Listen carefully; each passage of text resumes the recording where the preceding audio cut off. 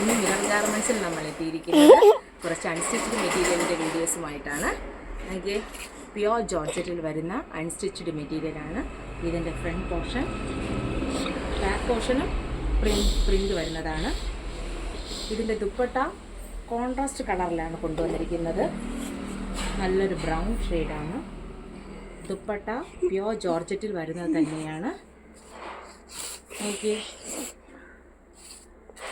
Bottom വന്നിട്ട് cotton മെറ്റീരിയലാണ്. Follow അടുത്ത കളർ ഫ്രണ്ട് പോർഷൻ, ബാക്ക് പോർഷനും പ്രിൻ്റ് വരുന്നതാണ്.